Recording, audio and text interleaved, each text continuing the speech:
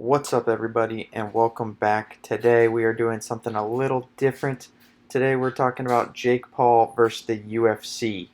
Let's set a timeline with what has happened between Jake Paul and the UFC over the past few weeks.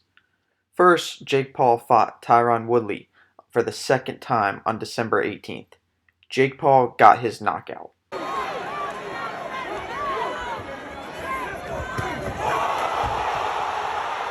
This is a big reason why Jake Paul wanted to fight Tyron again. He wanted to get that knockout so that he could say he's knocked out everyone he's fought. Immediately after the fight, he calls out Nate Diaz and Jorge Masvidal to fight him in a boxing ring.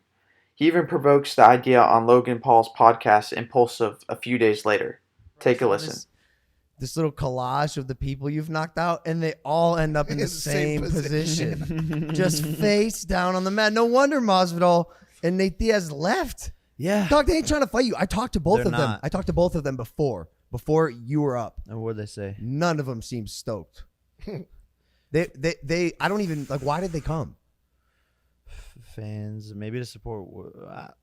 Nate was there for his the guy who was fighting on the undercard is one of his fighters. He won. And then I don't know why Masvidal came. Are you, so that's so weird. Are you eyeballing any of that? 100%. I want to fight both of them for sure. And it's there. It'd be the biggest money fight for either one of them. And Masvidal's like, I either fight the best people or I fight for money. And you're neither one of those. You ain't paying the right amount of money. Masvidal, I got an offer for you right now. $5 million guarantee. Ooh. Plus percentage of pay-per-views. That's the most you would ever have made as a fight. Oh my God. Ever. That's an interesting clip from Jake in the Impulsive podcast. Now it's up to Masvidal to see what he wants to do. Jake then stops focusing his energy towards Masvidal and Nate Diaz and then talks about Dana White. In an interview with Graham Bensinger, he talks about how Dana White constantly has a habit with hookers and cocaine. Jake even dressed up as Dana White on Halloween with what looks to be a fake cocaine bag. Dana White did not seem too fond of this Jake Paul message and responded by saying that Jake could randomly drug test him for the next 10 years if he can randomly steroid test him for the next 2 years. Dana White believes that Jake Paul has been using steroids to cheat in these fights.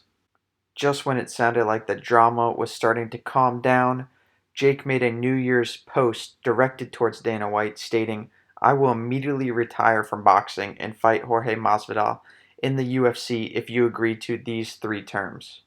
Jake requested that Dana White increases the minimum fighter pay to $50,000. It's currently at $12,000. Number 2, guarantee UFC fighters 50% of annual revenues.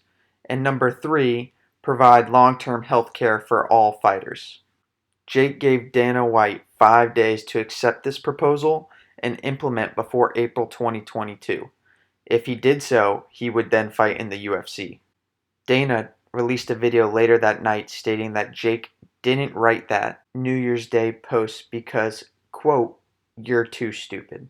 He also mentioned how Jake dodged the steroid testing proposal.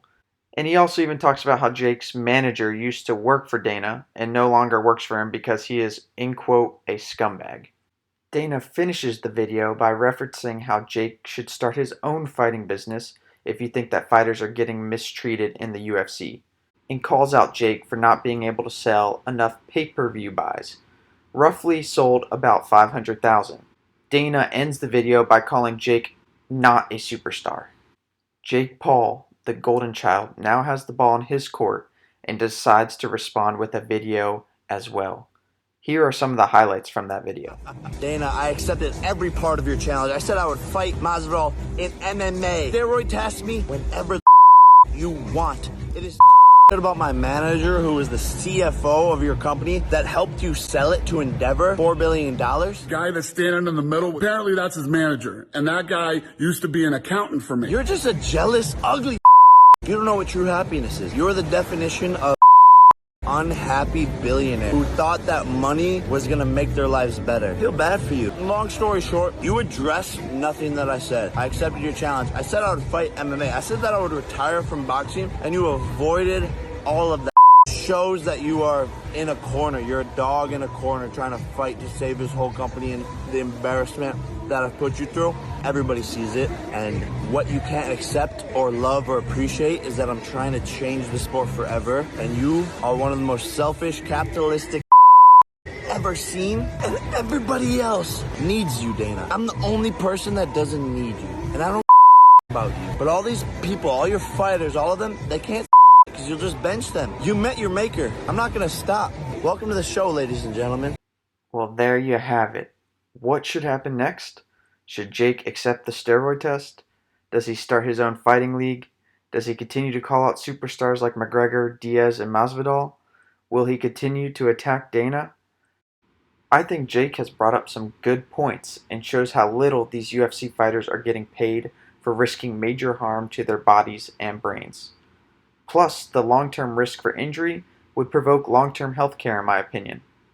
It's interesting seeing the CEO of one of the most prestigious sports leagues in the world have a childish video post-battle with a social media icon like Jake Paul. I think Jake Paul is under his skin. Let me know what you think in the comments below, and thank you for watching.